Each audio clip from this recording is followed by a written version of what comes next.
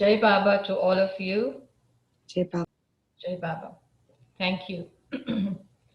So as you can see, my story in relation to Baba begins with my father, Minoo.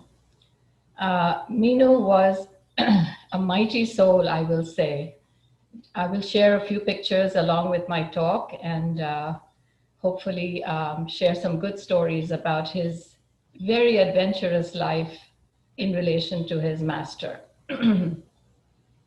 So his journey was really an incredible one, which becomes, and as his life unfolds, it becomes very evident that all the experiences that he had as a young man, as a child, all of them led him finally to his master, to his God. So I'll begin with his story. I'll go through his life, and then we will come to our part in Karachi, where we were from, and our Baba Center there. And after my talk is over, I'll be open to any questions that anyone may have. So to begin with, as a small child, Minoo recalls from his very earliest memory that he had very intense feelings about God. And he always wondered to himself, where is God? Does he really exist? And if he does, why can I not see him? Now, this is as a child, mind you. All these feelings within him were very intense from very early on. And without anybody having talked to him about God, having told him anything about God, just intense, intense feelings. And then as he grew into his youth, he remained convinced that at some point in this life, in this very life, he would come face to face with his God. So he not only was convinced about that, but he said, he thought to himself, not only will I find him, but I know that he will take me along with him unto him. Now, as a child, he was born to elderly parents, and he came from a very humble background. But as such, he was neglected in a bad way as a child. So his older sister, who had married then into a wealthy family, she took him under her wing. And because she knew that Minoo was an excellent student, he was very bright, very accomplished in his schoolwork and so on. So she, had the means to take him on and bring him up in a princely fashion, which she did. And he excelled in all areas of his education, in sports, in elocution, in debating, in scouting, whatever. But she was a very hard taskmaster. She absolutely wanted not only his best, but more than his best. So in other words, if he excelled, say he took a test and he had 99 out of 100, she would give him a beating because why didn't he bring 100 out of 100? So very, very, strict upbringing he had. And he was at a very tender age. So he lacked that nurturing, if you will, from an older person, from a mother figure, if you will. So all this sort of kept him very frustrated. Then as a young man, he really wanted to become a priest in our Zoroastrian religion. And he couldn't do that simply because he wasn't born in a priestly line. In Zoroastrianism, you have to be born in a priestly line to then be sort of capable of becoming a priest. So that was frustration number one when he was growing older. Then he wanted to become a doctor, but that too, sadly, was out of his reach because he did not have the financial backing to pursue higher studies and so forth. So he kept up his search for God as he kept, growing older, and all these frustrations on the other hand were really, really deeply frustrating to him. But he kept his search up for God. He looked for him in churches, in temples, in mosques, everywhere. But sadly, it was like a wild goose chase. It did not bring him any satisfaction. It did not bring him any kind of fulfillment. And then at one point, he even would go out into nature and he would talk to God as if up in the firmament, and converse with him. And this sort of made him very happy. So he did that for a while, and became a habit with him to do that. So anyway, this went on for a long time. And then running parallel to all these intense feelings of wanting to be one with God and find him, Minoo was also in the grip of Maya. Now, you know that all of us in some way bring along a lot of baggage from, let's say, from previous lives and so forth. So in Minoo's case, the strong pull of lust was within him, and that pull of karma was something that needed to be worked on, needed to be addressed, whatever. But anyway, so this went on for quite a while, and without having a mentor or without having proper guidance, he just was a lost soul. He just floundered for a while. And anyway, while he was young, and when his sister became very, very, what shall I say, hard on him, at one point he ran away from her house. And he ran to the house of a married lady in the family, let's say. She was within our family. And she had her own family, her own children. But she was a very nurturing soul. So when he would go to her place, she would welcome him. She would, be kind to him, nurture him. And so he found that satisfaction, at least from her end. And so this, relationship went on for a long time. And he developed very strong and intense feelings for this person, who was obviously older than him and like a mother figure, but he had very, very intense feelings for her. And she, on the other hand, reciprocated the same. And so the bond between the two of them grew very strong and very intense. Now, we'll see that as we go along, this amazing tug of war between his intense feelings for God on the one hand, and then his intense feelings of lust and love on the other hand, right? Okay. So now, as he went along, to add one more aspect to this realm of physical love and lust feelings that he had, he went on to, he sort of, he was very conflicted, obviously, but then there were other forces that impinged on him at some point, and he was really frustrated because he could not, see his way through that. Okay, so anyway, he went on this way, but then you see, when you are this frustrated, when you are this ready, one is destined, so to speak, for spiritual advancement.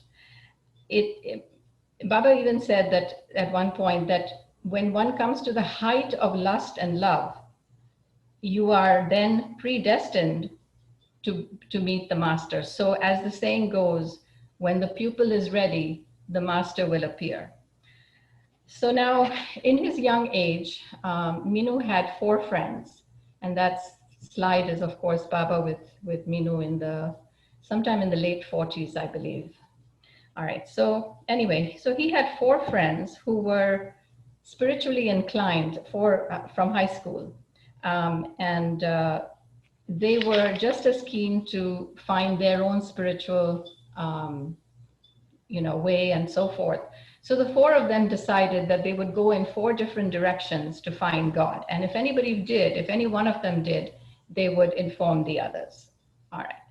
So now, one fine day, Minoo, now during his search, of course, he not only going to churches and mosques and temples, he also came in touch with a lot of yogis and sages and sadhus, and which abound in India, as you know. But most of these are fakes. Most of these are not spiritually inclined, so to speak. And so he had this one episode one day of one of these so-called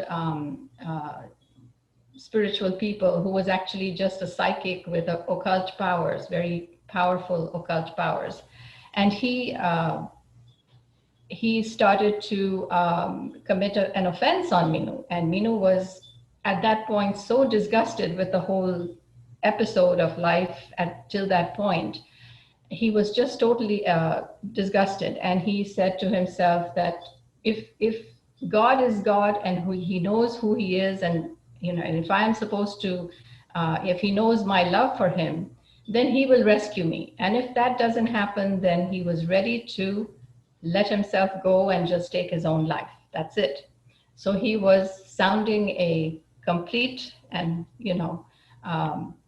shall we say, he sounded an ultimatum to God up in the firmament saying, okay, this is it. I've done my best. I've tried. I've gone here. I've met so and so and talked to different people, and I haven't come any closer. So if there is such a thing as God, and if you are really there, then you will come to my aid and rescue me.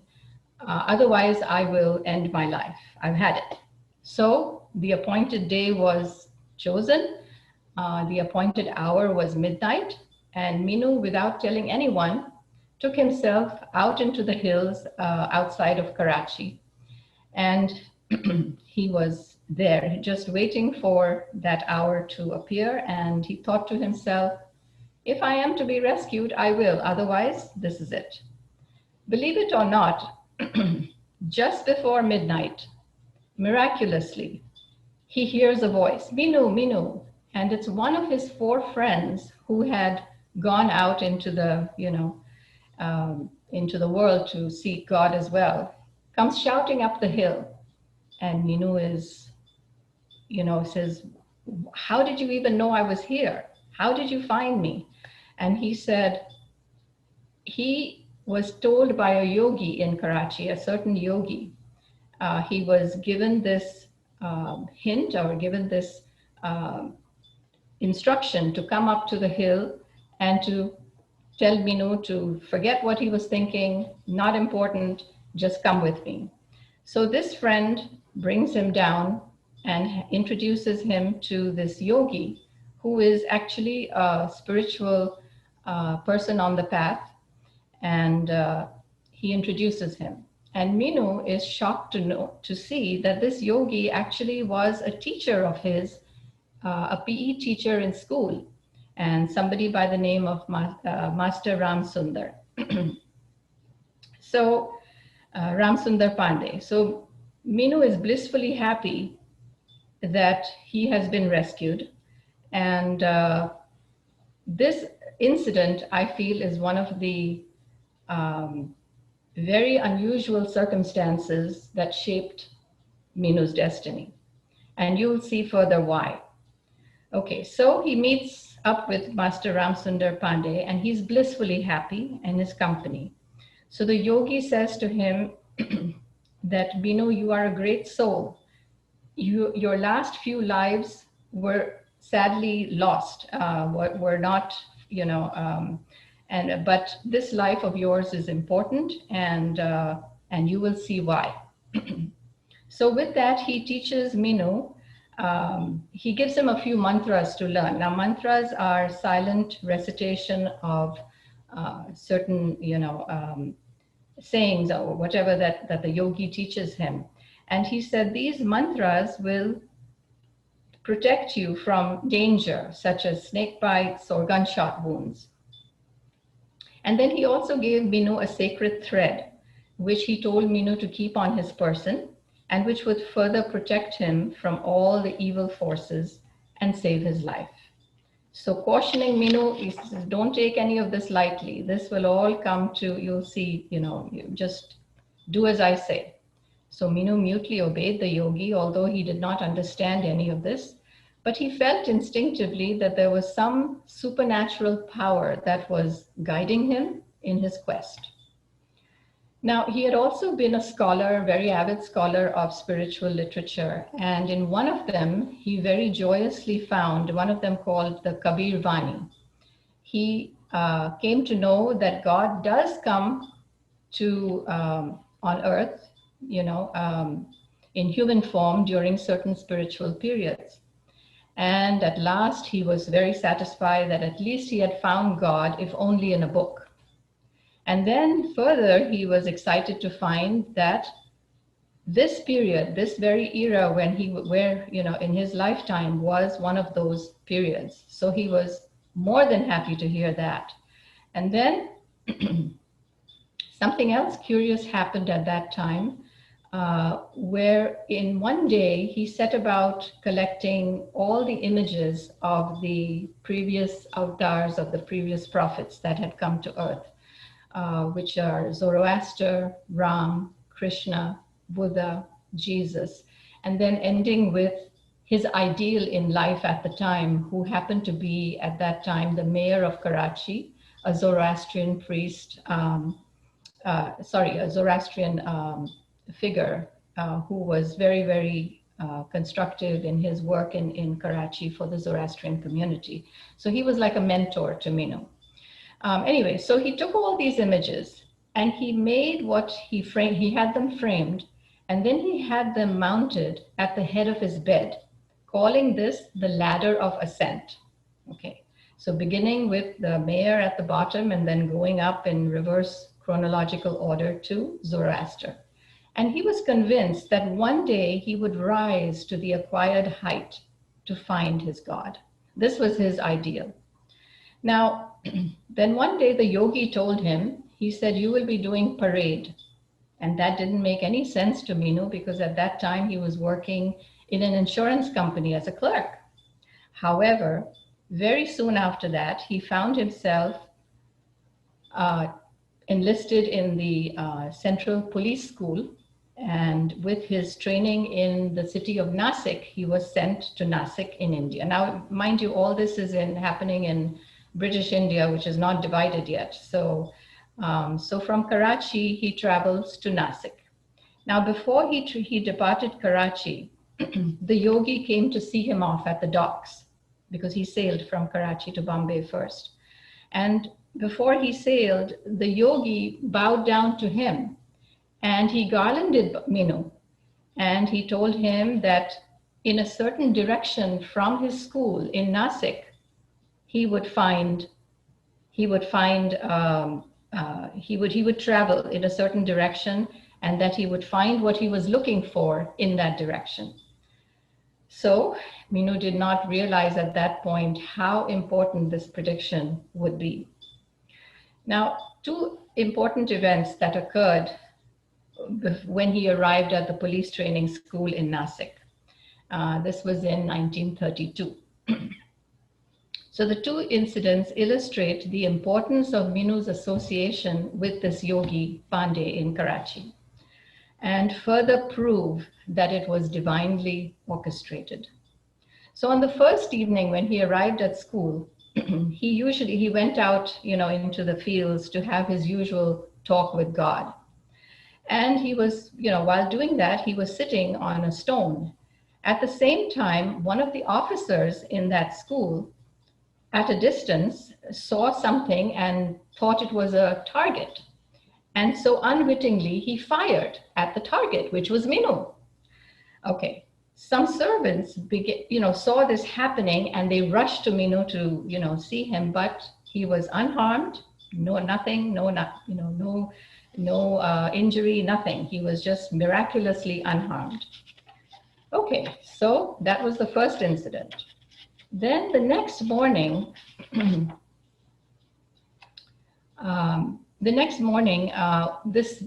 one of the servants who came running up to rescue him was a barber at the school. And when he came into Minoo's room, he saw that ladder of ascent behind his bed. And he said to Minoo, what are you doing here? You're a total misfit in this school. He says, what you need to do is go in this direction and see a certain holy man who lives at the Circle Cinema on Bombay Agra Road. And so Minoo asked him, who are you talking about? And he said, Meher Baba. Now, upon hearing this, Minoo remembered with a shock the prediction of the old man Pandey, who had told him, right, that he would go in this direction and be okay. So we are on slide number 2, right? So And then he further remembered that he had heard this name before in his youth when he was in school. And when he was living in his aunt's house, he had gone to the toilet once and found in the toilet, they used to keep paper and magazines and so forth. So in the lavatory, he came across a cover of a magazine that is called the Hindi Graphic. And there was a picture of a holy man, and at the bottom, the caption said, His Holiness Shri Meher Baba. So Dad thought, this is not right, a person of a holy nature like this should not be in a toilet. So he ripped off the page and he kept it with him. Now he was on his way to give his matriculation exam at the time. And so he just put that paper in between some, blotter and took it with him to the examination hall. Now, on his way to the examination hall, in his hurry and whatnot, he forgot that he had, as a Zoroastrian, he had forgotten to do his kasti. Now, the kasti is a sacred thread that a child at his Naujot ceremony or his coming into the Zoroastrian religion ceremony is, given. So with all the zeal of being a very religious Zoroastrian, he had forgotten to do his kasti. But what happened in the examination hall was even more surprising, because during the middle of his exam, some of the papers on his desk flew off and out fell this photo of Baba's that he had saved from the toilet. So he remembered that incident. And then he also remembered another incident when he was in search of, these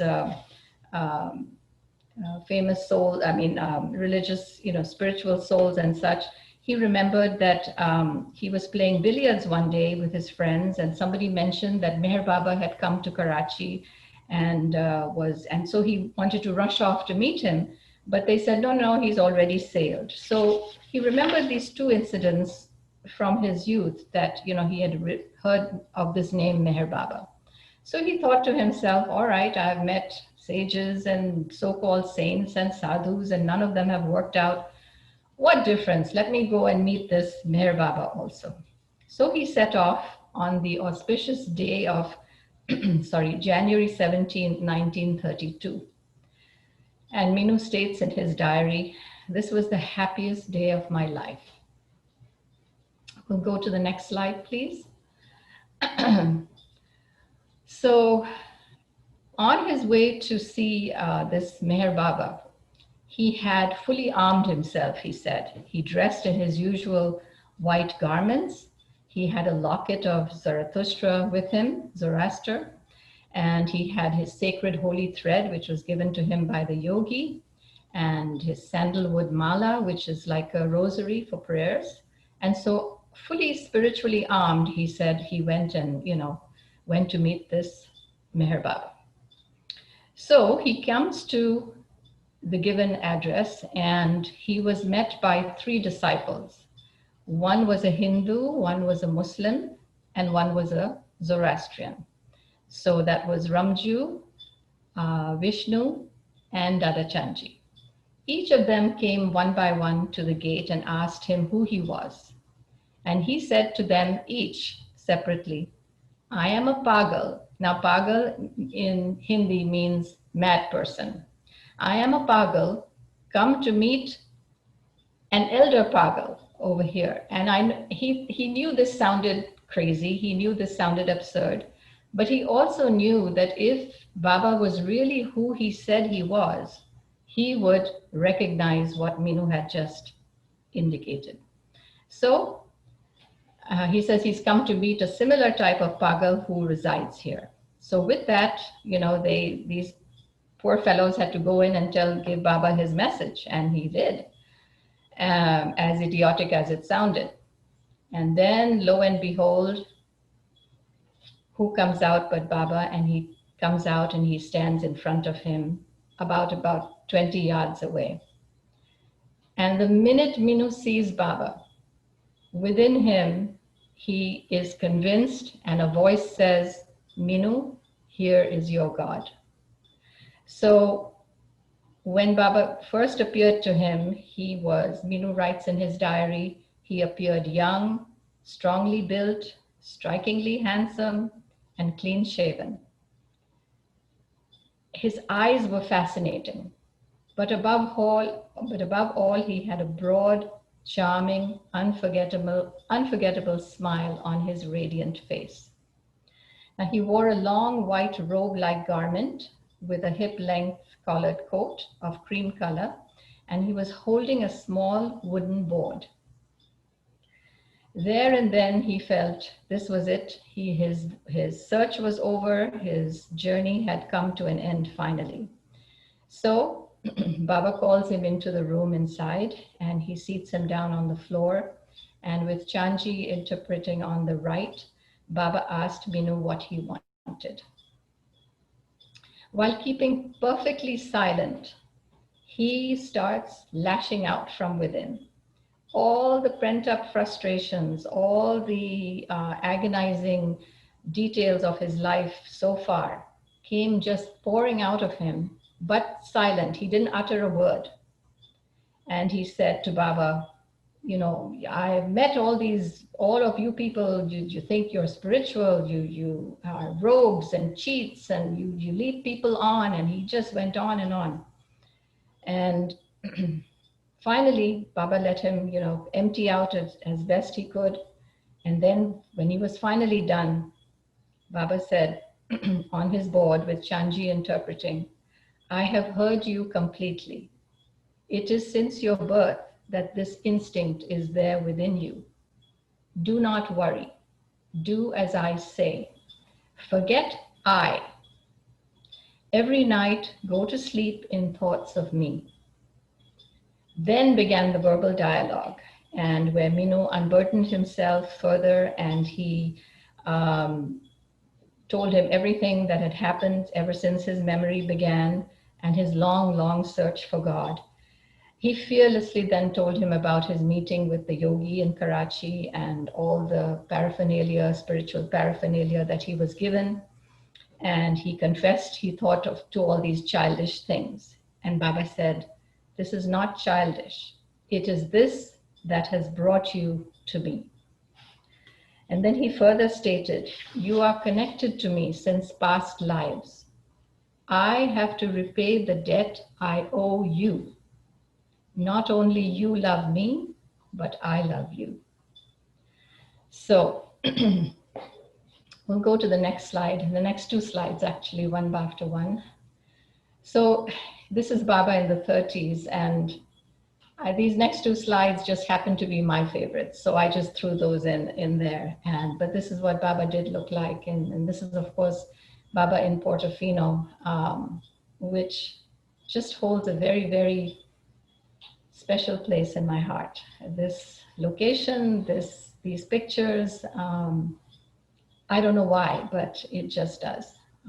Anyway, so this was it. This was his momentous meeting with Baba. And Minoo left with feelings of indescribable bliss. He was so happy. He was totally at peace. He was convinced that he had at last has found his God, his Savior, the Messiah that the world desperately needed.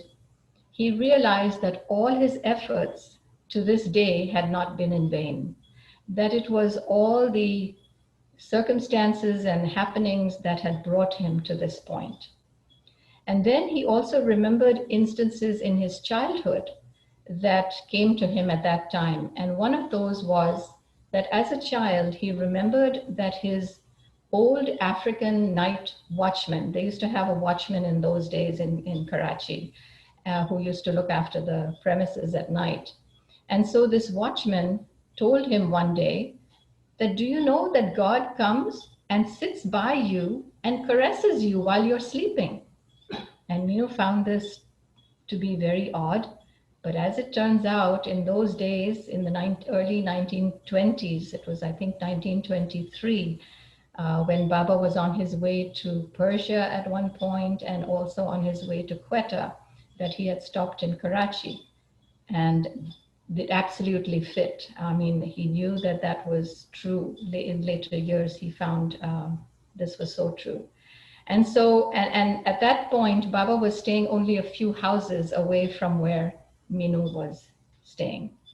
So, um, and then the other incident he remembered was there was a renowned theosophist at that time, known as Krishnamurti. And he was a sage. He was a great, renowned sage with people took him and revered him a lot. So at one point, he meets this theosophist, Krishnamurti, and Krishnamurti placed his hands on Minoo's eyes and kissed him, and then placed his hand on his head with tears running down his face.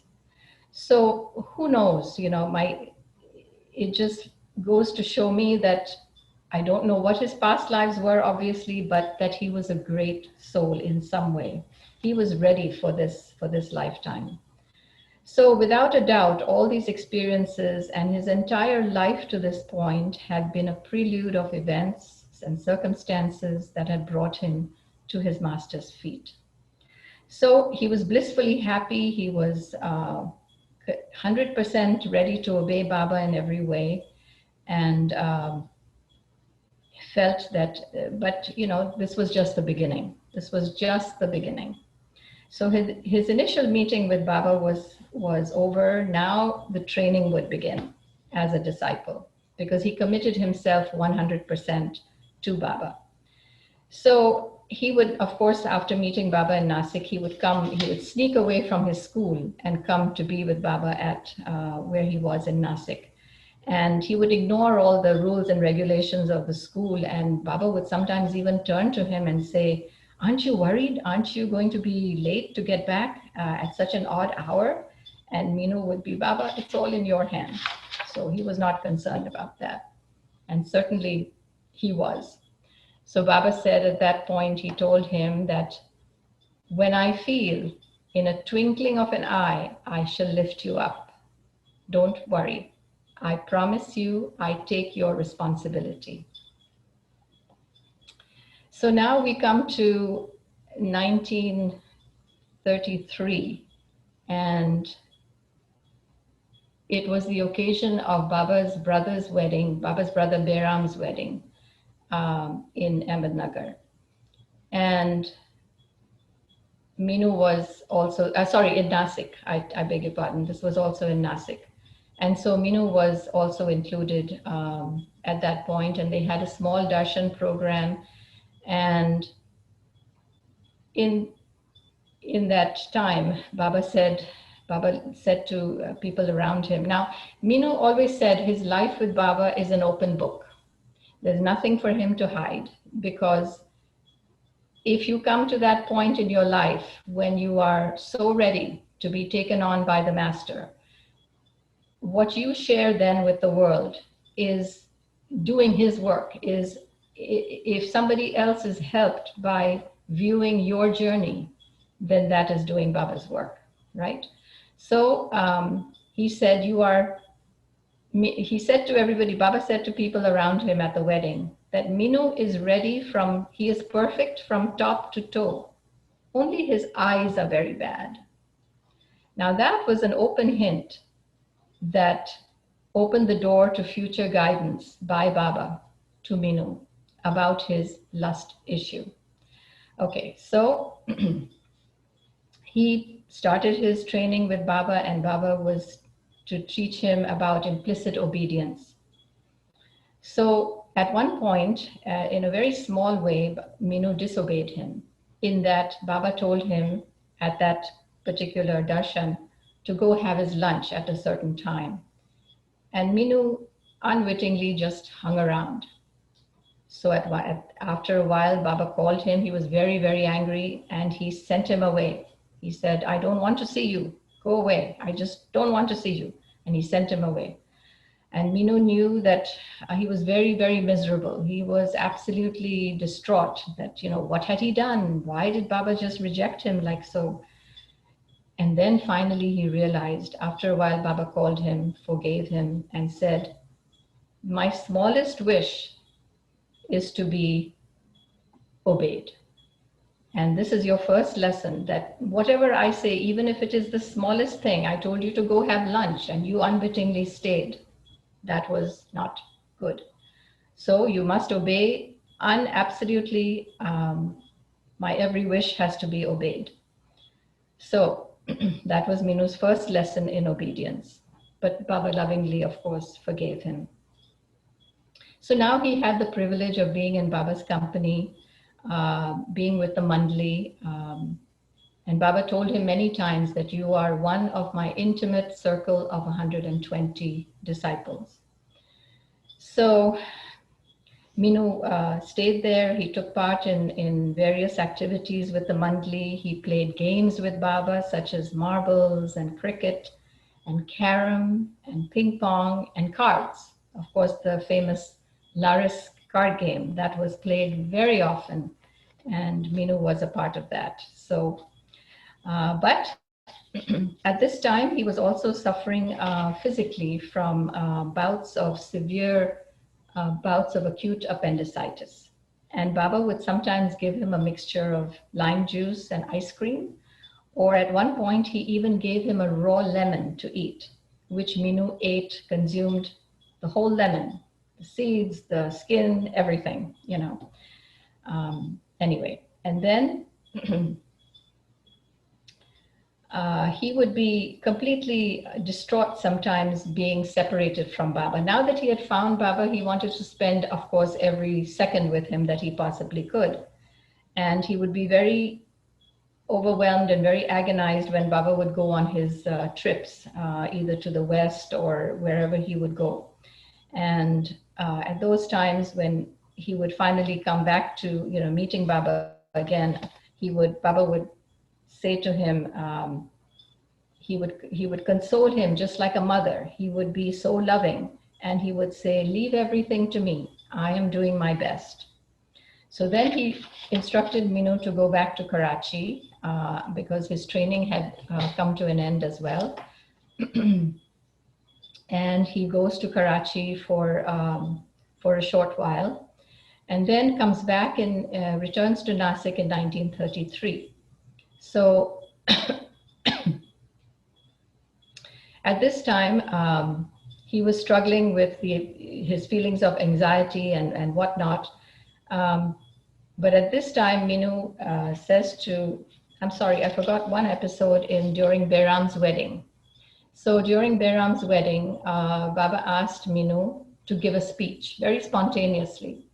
And Minoo gave a speech on the subject of marriage, even though he was not married at the time. But Baba was so pleased with his speech that he presented him, next slide please, with his alphabet board at that time. So, so there are two slides that I have of the alphabet boards. The one on top with the little chip on the left corner, that was the one presented by Baba to Minoo at this occasion of Behram's wedding. The one on the bottom, I am told, comes to me from my sister-in-law in Karachi, who was married to my brother. And this board was given by my father to her family at some point later on. So I don't know where that one came to Minoo from, but definitely the top one was the one presented by Baba. So anyway, so at this time, Baba said to Minoo, he gave him a very important key to his lust problem. He said, "Today I am giving you a master key, which note, be very, very careful, which note carefully." He says, "He who always loves is in me, but he who engages in lust keeps away. Avoid lust. As soon as you are dragged heavily by lust, close your eyes and try to concentrate on the root of your nose between the two eyes and think of me. Do not do this for long." He further said, "Love lifts a man up while passion or lust drags him down below. It follows that if you are not pulled down, you will automatically be pulled up." And then Baba also said this struggle was an eternal one, and no one can hardly escape it on one's own unless he has the hand of a living master on his head to free him from it. So when Minoo protested, saying that, even yogis of a high stature, when they had failed in this respect, what hope did he have to overcome it? To which Baba replied that he had to make the initial effort.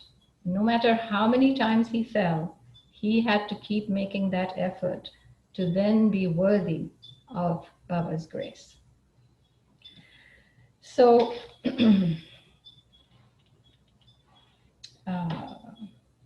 anyway, all right. So now we will move along to. So Minoo leaves Nasik at that point in 1933. And now for 4 years, he has no connection with Baba physically because Baba was busy traveling to the West and so forth. And, but of course, the connection was there between the Mandli and him, and also from Baba via letters and telegrams and so forth. So then finally, in 1937, after 4 years of not seeing Baba physically, he was overjoyed to receive an invitation from Adi Senior and to be present at his birthday celebration that year in 1937. So overjoyed to attend this auspicious occasion, Minoo was witness to more than 10,000 who were present for this event. And at that point, Minoo was also introduced to another very important phase of Baba, that being of the musts. So now we come to the next slide. And Minoo knew nothing about what a must was and how these people, they were what they were and how they behaved and so forth. But he very quickly learned of Baba's ways with musts and knew that these were very advanced, very intoxicated souls with God's love, and that this was a very important aspect of Baba's work. So in this phase of time, Baba had actually asked Minoo at one point to bring 3 musts from Karachi to him in Nasik. So he was privileged, of course, to take on this task, but he was very sort of not knowing, not being familiar with these kinds of souls. He was very intimidated by it, we should say. So, but anyway, he's read up on what the aspects of a must were and how he could find them. And he found 3 of them in Karachi, and along with a couple of servants, because at this time he was in the CID, the Karachi, which is like the intelligence police department of Karachi. So he had the assistance of some other of his servants with him. And so he contacted 3 musts and very laboriously brought them to Baba in Nasik. Now, musts are very unpredictable souls. They are very peculiar, their habits, their ways of behaving and so forth. So to bring 3 of these individuals from Karachi to Nasik was a absolutely intimidating task for Minoo. But somehow he managed and he brought them. And this was during the dark years of World War II. So he not only brought them to Baba, Baba was very happy with them. He said that he had asked 3 of his disciples to do this work, and Minoo was the only one out of the 3 who was successful in bringing these 3 musts to Baba. So Baba, he stayed with them for 2 or 3 days, and after that, after having finished his work with the musts, Baba hugged Minoo and told him, "You are one of my most intimate mandli." And he sent the must back to Karachi with Minoo. So now we come to the year 1947, and Minoo, in the meanwhile, was busy in Karachi, organizing a group of followers to come to Baba and to meet him. And he talked about him, every chance he could get. People were attracted to all the stories he shared about Baba and so forth. So slowly, a small group was developing in Karachi. And one of these families that came to know Baba at this time was my grandfather, Kekashru Patel, from my mother's side.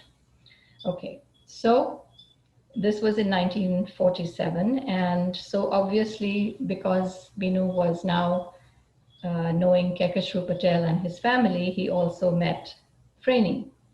And so he came to know Freni, and a relationship developed between the two of them. And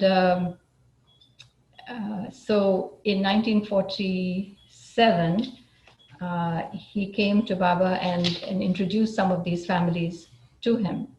And in the meanwhile, this relationship was developing, so forth.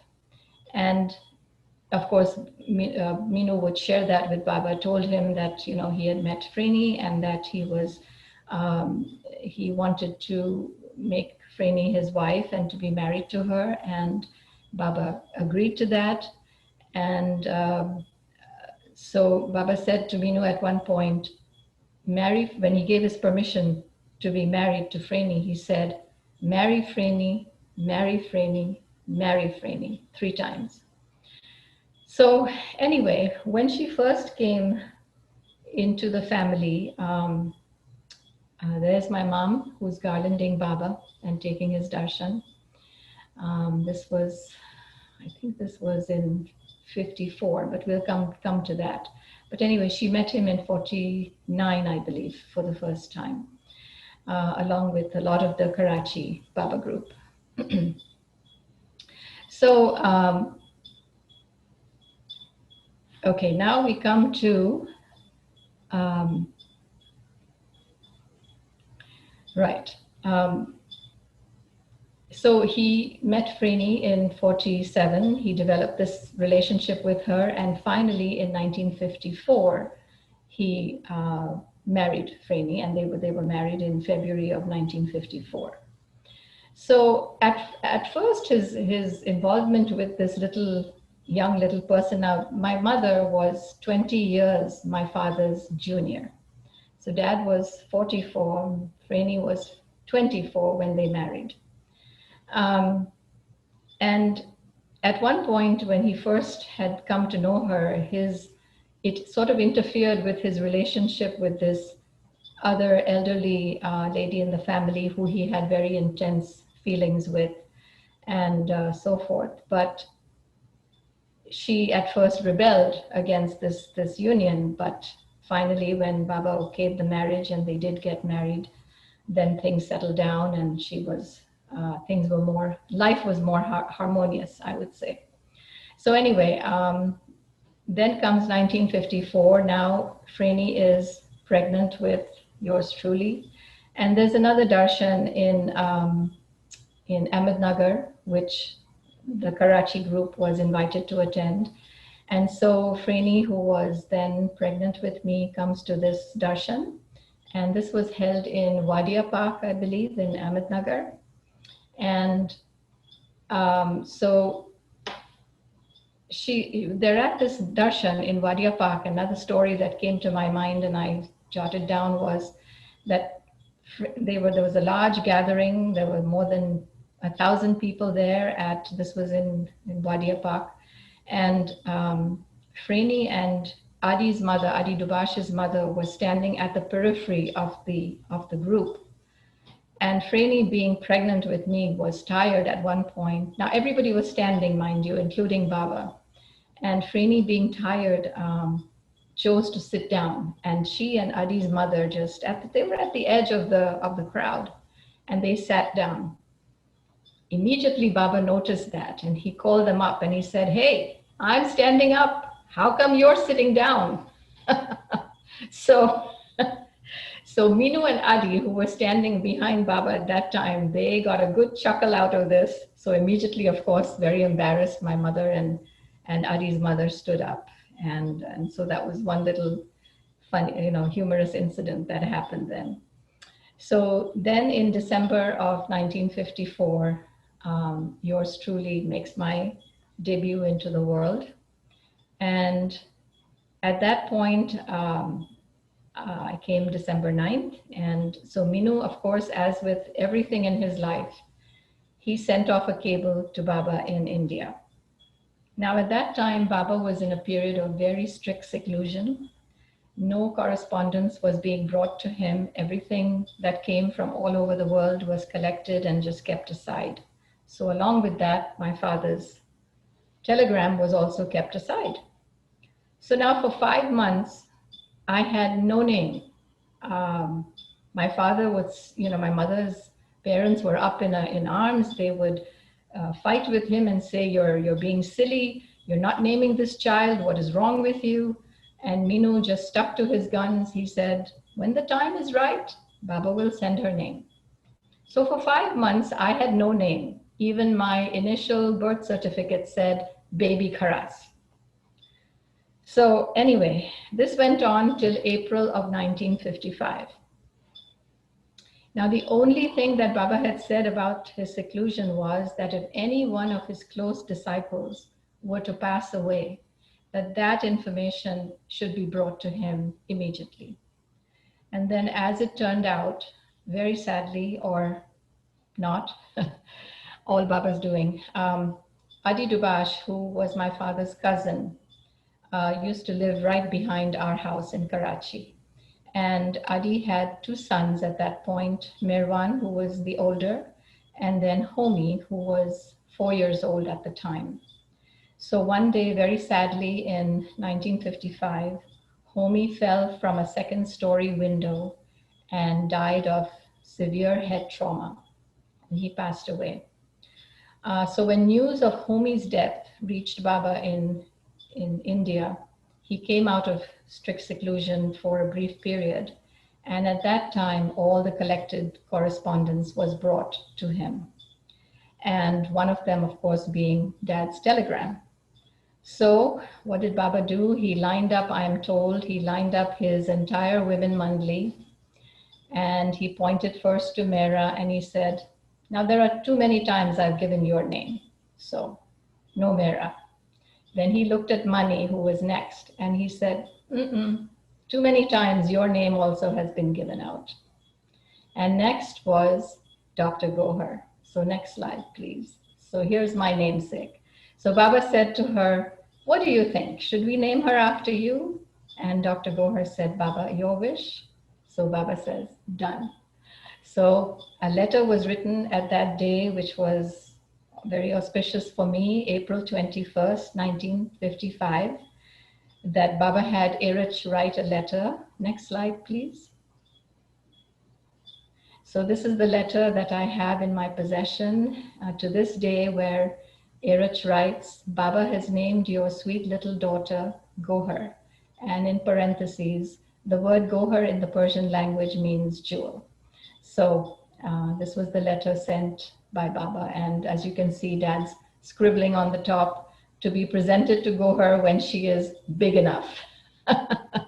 So that goes way back. So anyway, so that is the small story of how I was named, how I was so thankfully and so precious to be named by him.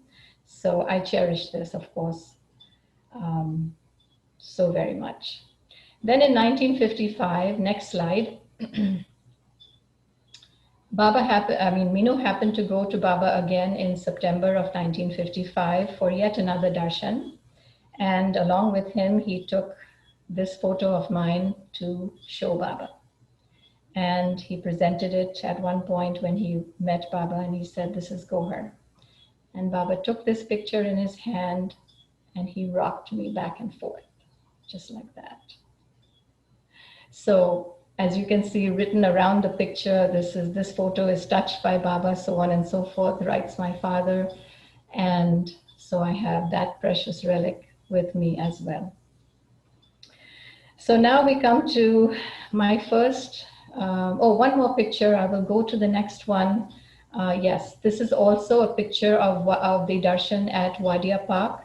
And as you can see, Baba at one point was sitting on the top of the car because the crowds were so intense and he had to, I guess he was either leaving or coming in, I don't know which, but Dad hops up with an umbrella to shield him, and that's Minoo sitting right behind him with the umbrella.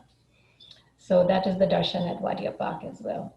So anyway, so now we come to, so all along in my younger years, I have been so blessed and so fortunate to be born in this family.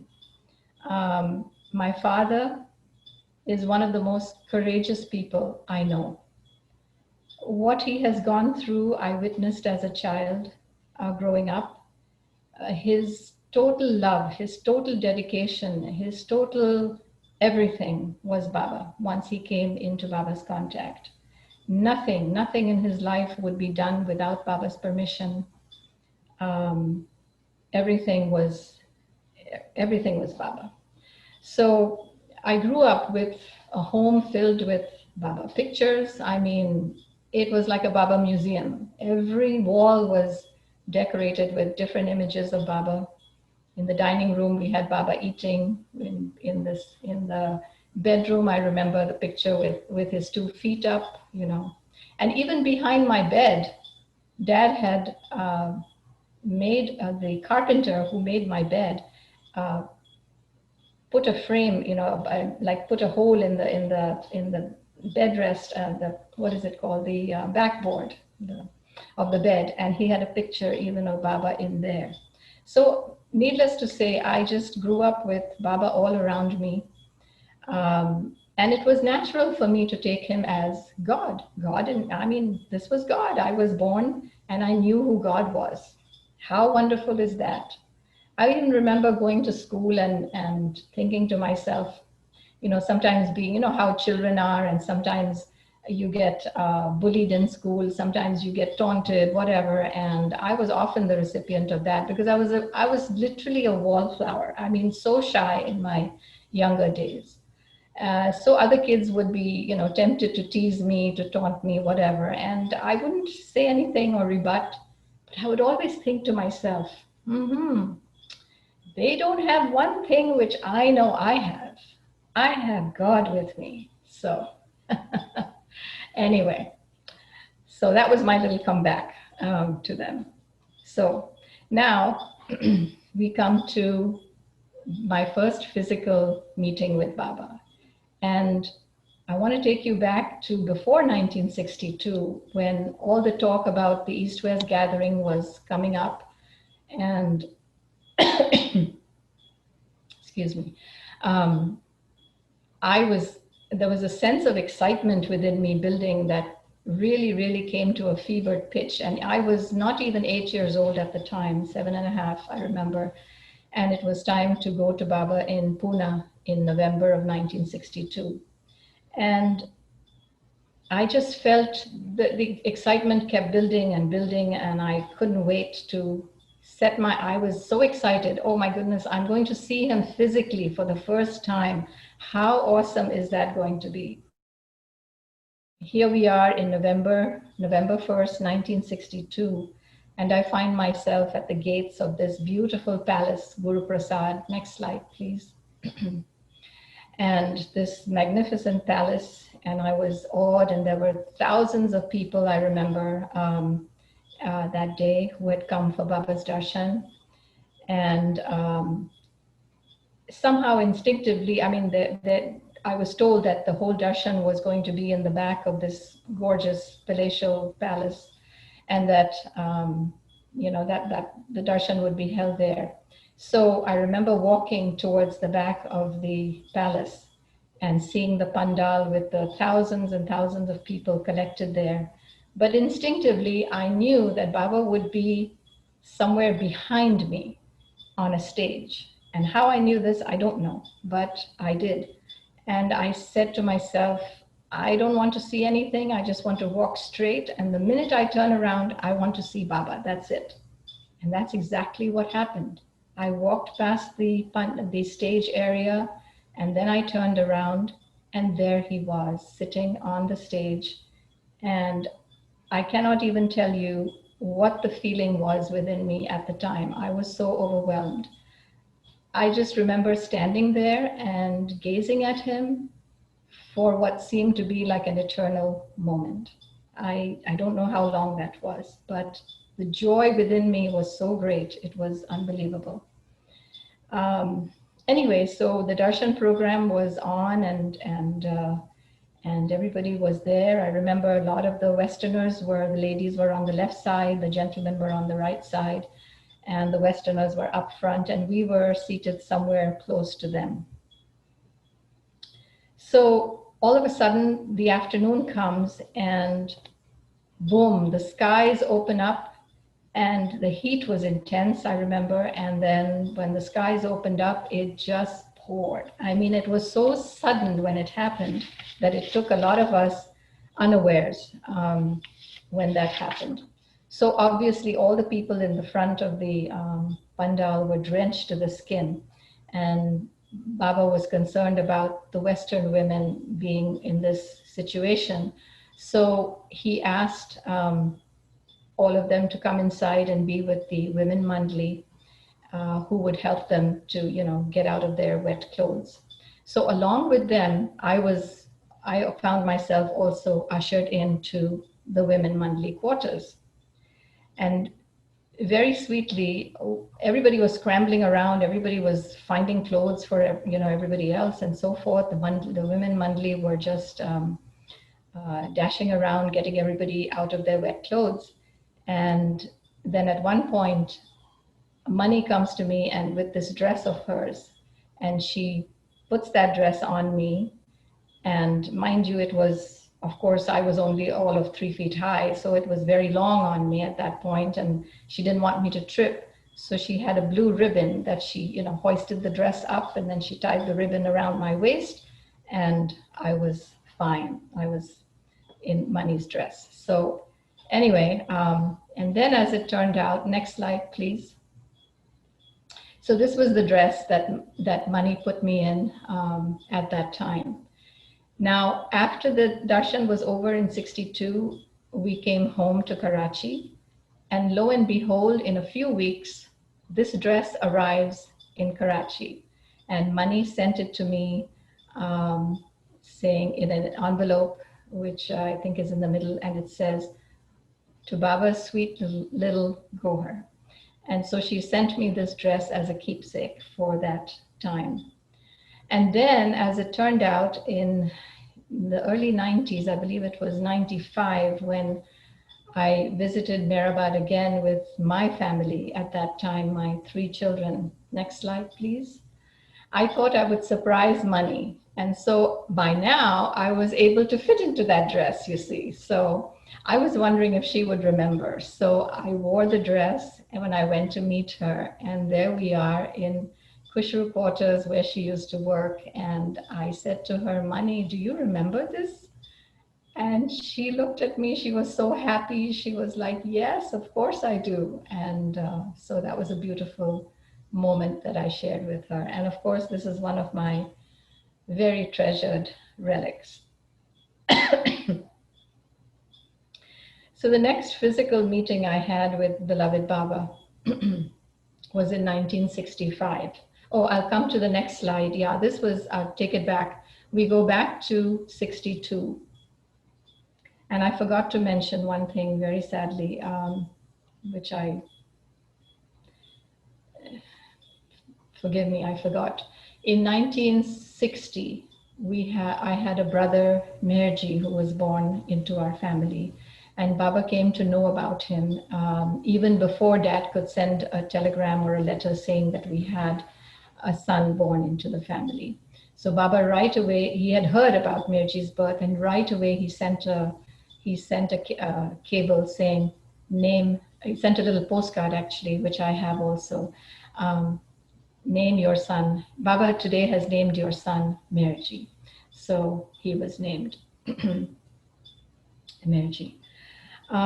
Okay, so this picture is of Baba after the 62 East-West gathering at night.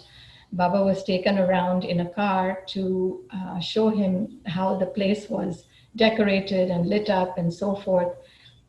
Sadly, I missed out on this occasion because I was already sent home by my parents with somebody, maybe due to transport issues or whatever. So I did not happen to be there, but my brother, my sweet little brother, got to be with Baba at this time. So anyway, so now we come to 1965, which was the next time that I met Baba. And this one I'll come to later on when I talk about our Karachi group. But anyway, 1965, we were again in Pune at the Eastern Darshan that Baba had. And when we used to go and meet him, I remember going into that side room. This happened in 62 as well as in 65. So in 62, when I went to take his darshan for the first time, I remember standing in line, going into that little room. And of course, I being so little, I was behind all these, adults. And I would keep peeking out from time to time from, behind whoever I was standing to get a glimpse of Baba, who was seated in that little room. And then finally it was my turn. And I remember bowing down to Baba and placing my head first on one foot, then on the other foot, and then in the middle. And, then kissing each foot. And then I got up and Baba embraced me. So that was just sublime, if you will.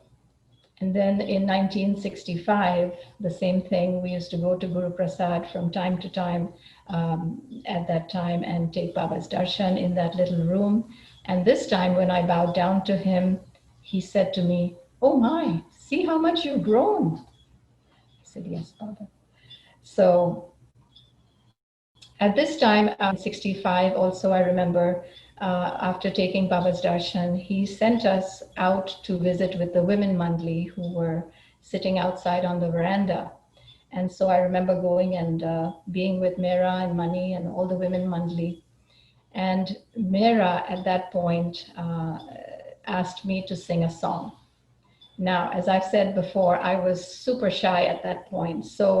And then to be asked by Mera of all people to sing a song, oh my, I was petrified. But I had to please her. I had to obey. So, and my mind was working furiously to think of a song I could sing, and nothing would come to mind. I was a blank for a while.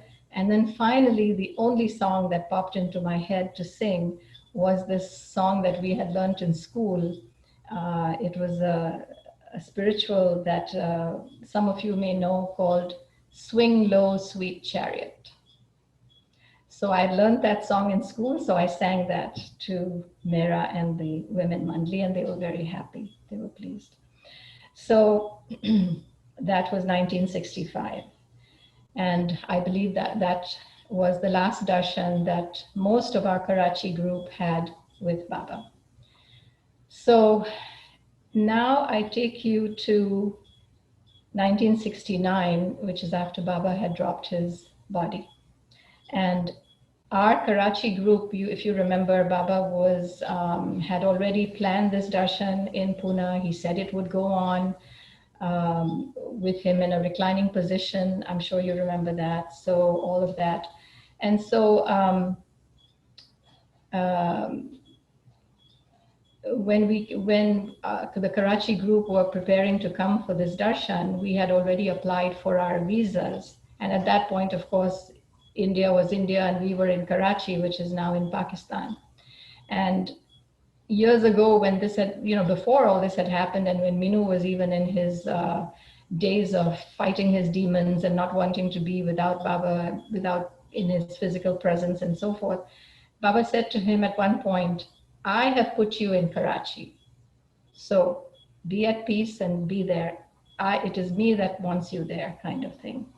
So anyway, we had applied as a group in 69 to come for Baba's darshan, which was supposed to be between April and June of that year. So, and we had already obtained our visas for that. So then when Baba dropped his body suddenly in January of January 31st of that year, uh, we were not there for, most of us, of course, Dad wanted to dash off and be there on the next flight to India, but of course that was not possible because we had already obtained our visas and we could not get a further visa to go again earlier that year. So it was, that's how in April of 69, our group came to be at Mehrabad at Pune for the 69 darshan. And I remember when we were in the bus going to Mehrabad, and Dad was one of the volunteers. He always volunteered at all the Baba Darshans and so forth.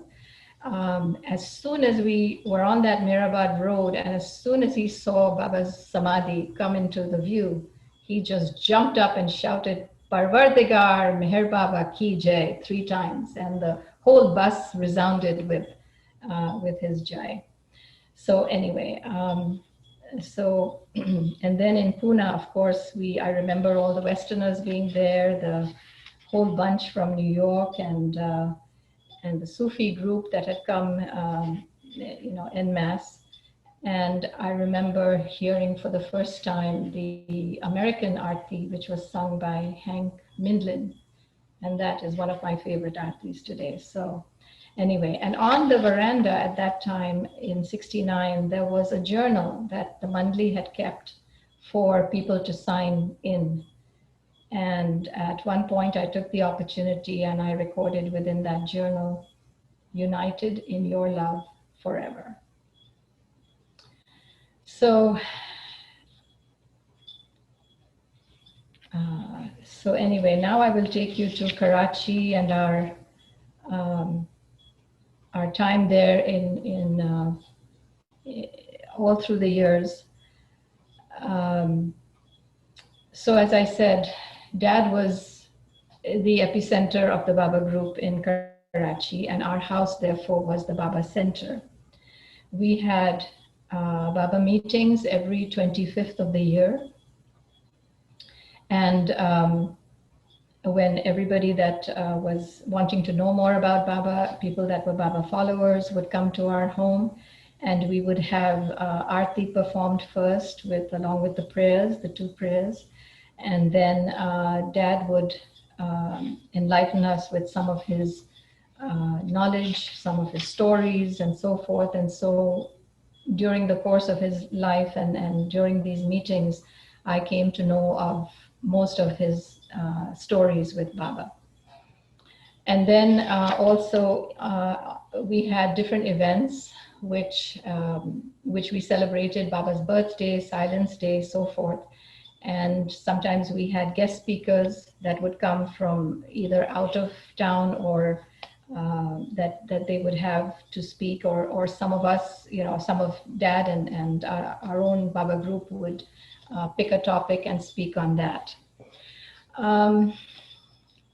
So I would look forward to these meetings with great eagerness, and I loved when we would prepare for, say, Silence Day events, where all of us would gather at Adi Dubash's house, and we would all get into the cooking scene, and we would cook all the food, and then it would be, packed into parcels, and then we were different groups of us would go to different parts of the city and distribute the food to the poor people of Karachi. So this was done every year, and it was a joy to be included in that. So the 3 pillars, I would say, in our Karachi Baba group were my father Minoo, Adi Dubash, and Adi Arjani. Those were the 3 Baba greats pillars in Karachi. And curiously, all 3 of them, I'll take you back to when Homi passed away when he was only 4 years old. And that's a story which I know that is in Rhoda Dubash's book. And Baba had asked her at one point, Rhoda, if I ask you for one of your sons, would you give him to me? And at that point, Rhoda, of course, thought that Baba would use one of her sons in his work, in his, so she happily agreed, of course, Baba, yes. And then at age 4, Homi passed away the way he did. Then in the mid to late 60s, Adi Arjani lost one of his sons, his second son, Faridun, who happened to fall also from, he was playing with his brother, I believe, on the roof, and he fell from there and also died of severe head trauma. And thirdly, this was after Dad had passed in 1984, that my brother Meherji, he was only 25, and I don't know if many of you know his story, but he was employed by Pan American Airlines, and he went to work one day and ended up losing his life. He went to Baba very suddenly as a result of a hijacking that took place at Karachi airport. So yes, so all three pillars of Baba gave up a son to Baba at a very early age. So anyway, more on that at another time. So I think I have covered basically all I need to, and in closing, I don't know what time is it, it's almost 12:30. In closing, I will just say that my father Minoo, his love, his faith, his obedience, and his surrender, these were the qualities which a true aspirant or seeker of God need.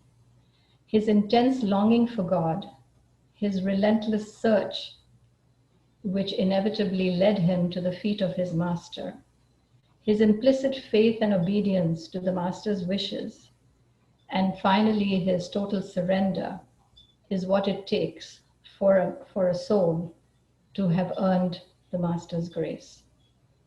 So if you come to that point in your life, then he automatically takes over and he masterfully guides you throughout the quagmire of your deeply rooted sanskars or your karma to overcome the hurdles which you yourself put in your own path.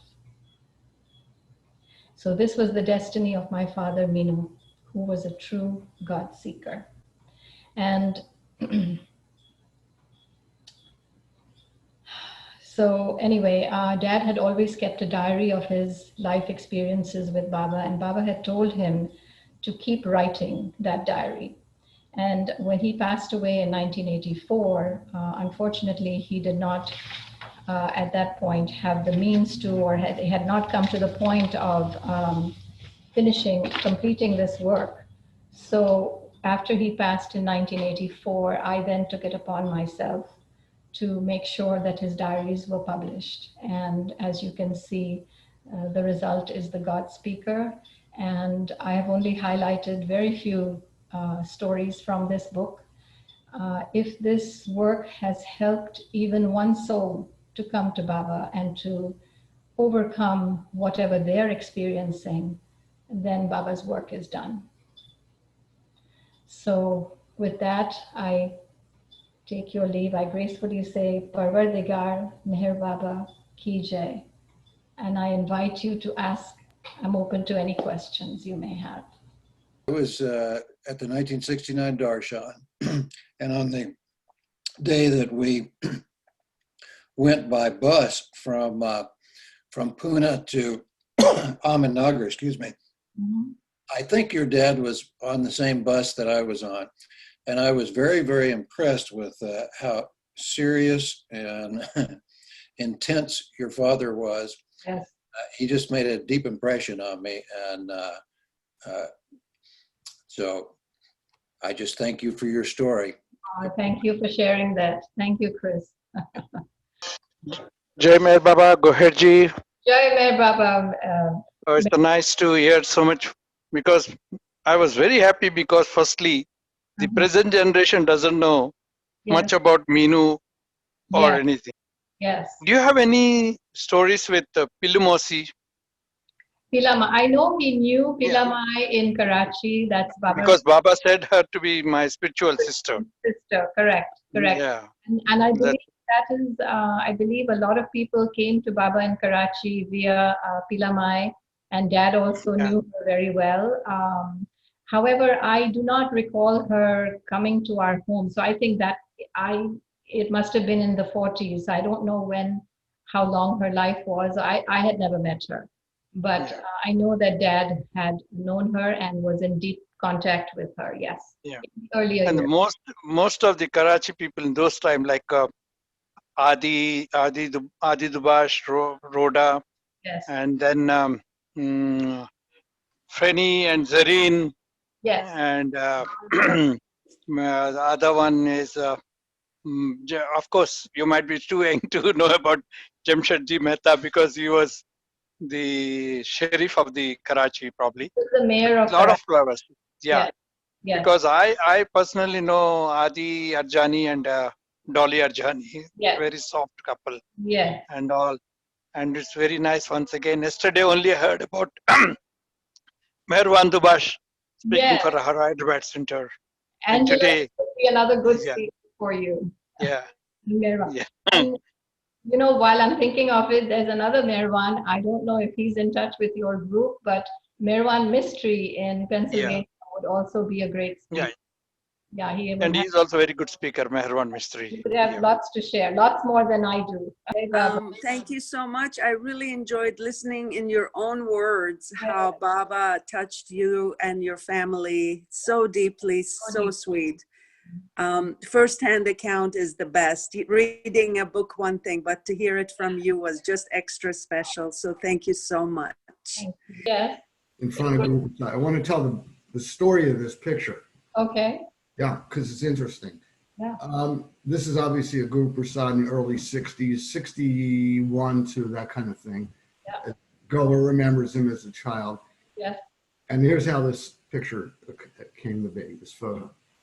The late Meherwan Merchant, gone about 5 years now, said to Baba, Baba, I'd like you to come outside, and Baram, Baba's brother, who took a lot of photographs, could take this picture, could take a picture of you.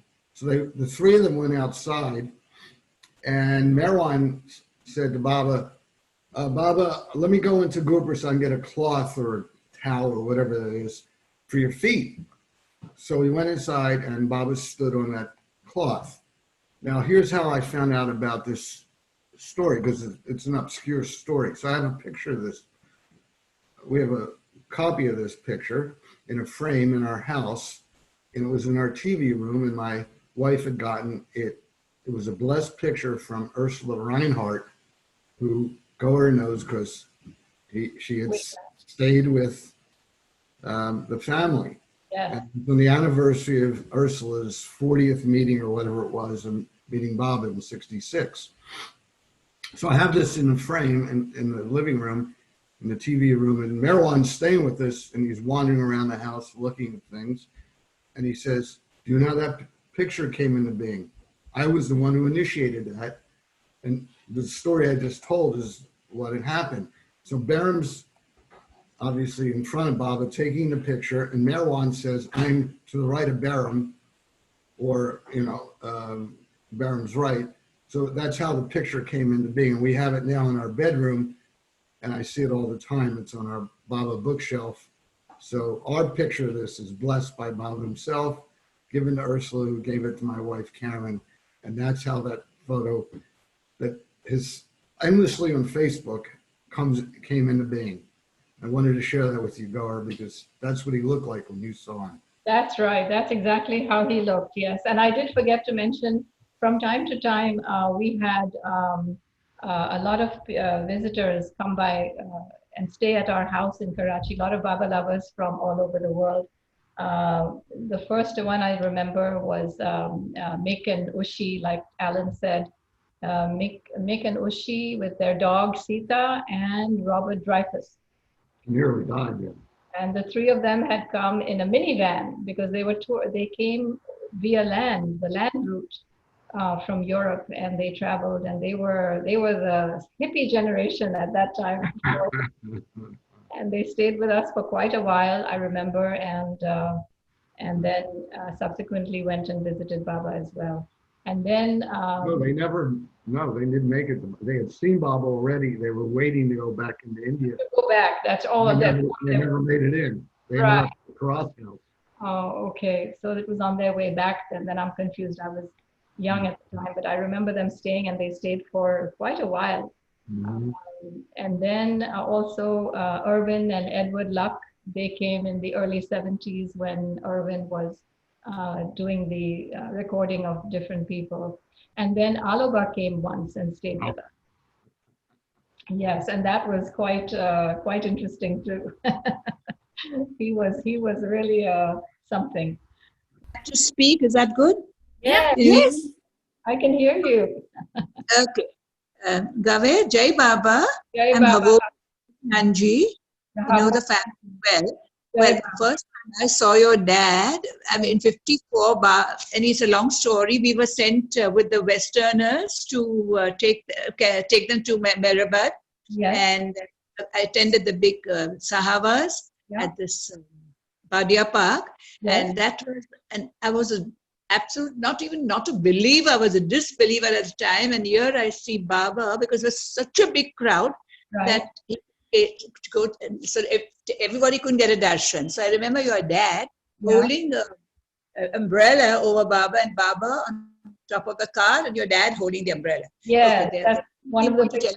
Yeah, that we went to, I think, Adi Dubash's house when Minoo uncle was there, and we told our stories in Karachi. Right. But the main thing is that in 1982, Hoshan and I had a Silver Jubilee function at the old Pilgrim Center.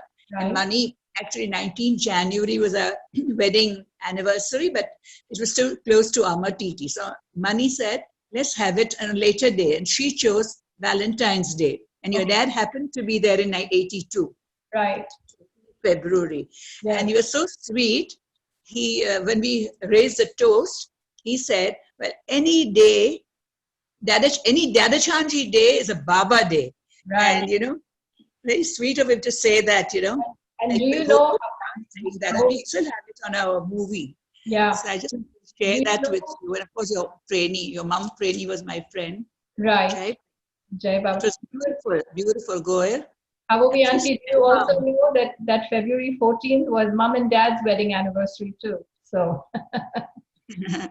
Jai Baba. Jai Baba. All the best. Thank you. Thank you. And I was chasing you the time that the photos were lost, if you remember. Oh, yes, yes. I was the one going back at the Fawcett Street Inn. Mortified, I know. But that's very lovely seeing you. You were really great. Baba bless you. Thank you. Thank you. Jai Baba, Auntie. Jai Baba, darling. Nice to see you. You two bring tears to my eyes. Jonathan, would you like to speak? Jai Baba. Yes, Jai Baba Goher.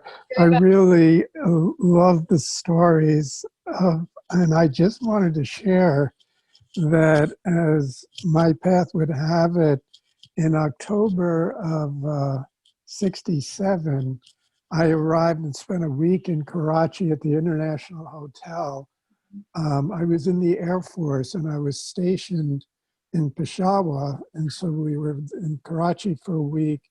And then I was in Peshawar, and I was a golfer, and I played on a golf, our base golf team. So I went to Lahore and Rawalpindi, Abbottabad, various places in Pakistan. And then as also it would happen, I departed Karachi in December of 68. Wait a second, 69, sorry, this December of 69. It was a celebration of Eid.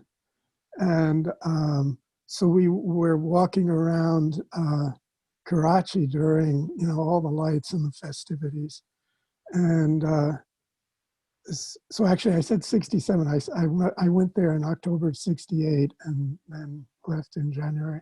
So I just loved that experience. And at the time I wasn't aware of my Baba connection although we were living in Myrtle Beach at the time, next to the center, but Wow. as it happened. But anyway, I just love to hear that, all those stories, and I look forward. I hadn't gotten the book, so I will also next soon get Good. your book. Jai Baba. Jai So Baba. thank you so much for the stories. Oh, my pleasure. Baba's doing. Jai Baba. Jai Baba. Jai Baba. And Jimmy Khan is here. I don't know if he'd like to say something. Jimmy, I'm going to unmute you. Put you on the spot here. Yeah, Goher. Jai Baba, Jimmy. Yes, I told you you'll do wonderfully well. You've done more than wonderfully well. You lived up to my words. Thank you. Stumbling and bumbling. But Baba saw me through. So yes, thank you. Still something I'm working on. I've gotten a lot better, but it's still a work in progress. So I would advise your book for anyone to read, any Baba lover to read. thank you. Full of so much emotions, pathos.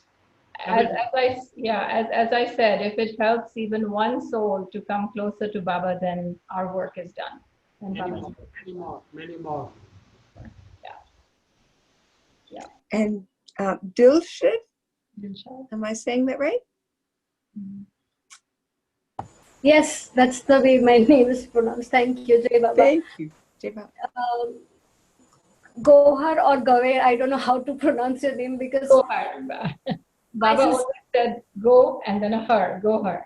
because my elder sister's name is Gaver. So Okay. It's all the same. It's all the same. I wanted to know that you have been born into this family and you had Baba's photo at your bed. Through the trials of life and through your process and journey of your own life, did you ever question Baba? That is first question. And second, does your your nuclear family, in the sense that your husband and kids or whoever are your significant others, do they also believe in Baba? So these are the two questions. Very good question. I commend you on that. Very good question. Yes, Dilshad, right? Dilshad. Yes, I have in my own personal life, I've gone through many trials and many tribulations.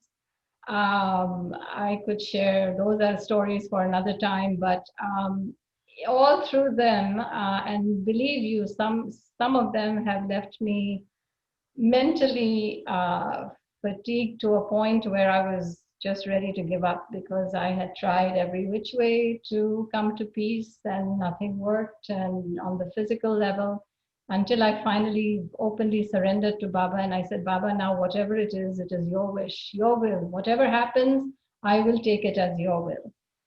And one day I remember being somewhere. I was at the lowest point in my life at that point, I would say one of the lowest points in my life. And I happened to look up, and I was standing in a queue at the post office. And in front of me was somebody wearing a green t-shirt. And on the back of his t-shirt were the words, I was feeling, let me say, lower than a pregnant ant, if you will. And I happened to look up, and on the back of his t-shirt, it said, remember, ... I am always with you. I will take that to my grave. So yes, Baba has been there for me every single time that I've needed him. And not only that, if in life, when you go through experiences that are negative or that are not to your liking, or that lead you into such depression or such low periods or whatever, it is only that which then, it takes that kind of disillusionment to bring you to enlightenment. It takes that kind of, when you only have sunk that far low that you cannot go any lower, that you start to come up higher. And with that, Baba has been with me more and more and more and more. And all I can say is, at first it was at a time when, you know, these things would happen over and over, and I would feel so distraught, and I would think of Baba, of course, and whatever. But it comes to a point where you realize, finally that light bulb goes off, that all this is, as Baba says, is illusion. But it takes this illusion to wake you up to what is reality. Isn't that so? Yeah. So Baba has been with me, or you have no idea how many times. And I mean, I'm a very introverted, laid back person, but yes, I have gone through many to the point now that, as he says, you know, make me your constant companion. And that is what it is. He's with me 24/7. No matter what my physical present life is my present life. It is what it is. Back then, when things did not work out the way I wanted them to sometimes, I just resigned myself to the fact that this is how it is. I'm here for a reason. Baba has put me here for a reason. So I just have to do the best I can. And that's what I've done. So my family, you ask, yes, they all of course know Baba. I have 3 children. My husband, Danny, knows Baba and respects him very much, but sadly he never met Baba or knew him before he met me. So he has come to Baba through me, if you will. And he respects him. And Danny comes from a very orthodox Zoroastrian family. His family were priests from the priestly class, if you would say. So yeah, so he respects him. He's been to Nagar, he's met the Mandli, but yet we're not at the same level. You know what I'm saying? He doesn't, because he hasn't had the background that I have had, because of course it wasn't, it is what it is. So yes, he respects Baba. He also loves him in his own way, and that's what it is. But all my 3 children have been to Mehrabad, also have met the Mandli, have taken Baba's darshan at his samadhi. So yeah. So I hope I've answered your question. Beautiful answer. Thank you, Goher. Betty Lohman has a question. Go ahead, Betty. Hello, Goher. I just wanted to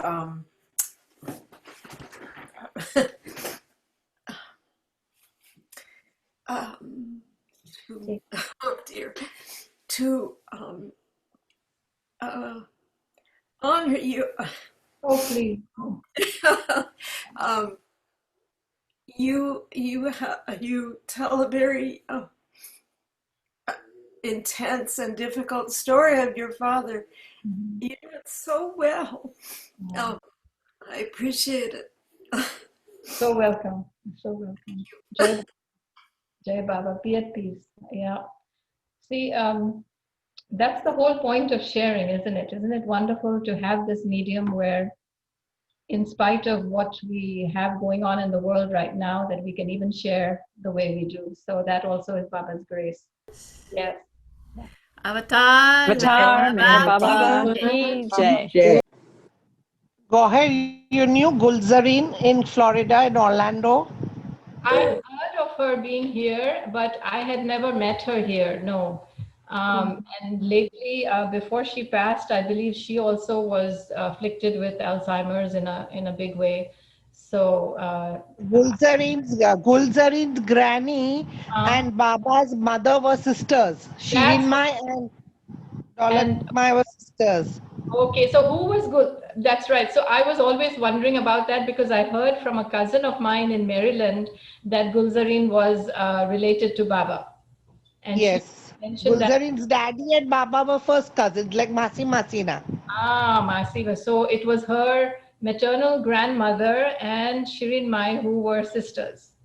Yeah, right. Yes, yes. Okay, so what was her grandmother's name? I think Daulat Mai. I think so. I don't remember. Yeah. Okay. Okay. Even we are related to Baba. Means my great great granny and Baba's sister were brother. My great great granny and Baba's father were brother and sister. Okay, now who am I speaking to? I'm sorry, I don't know your name. I'm Kashmira. I'm Kashmira. Oh, Kashmira. Okay, okay. So say that again, your great grandfather? My great great granny.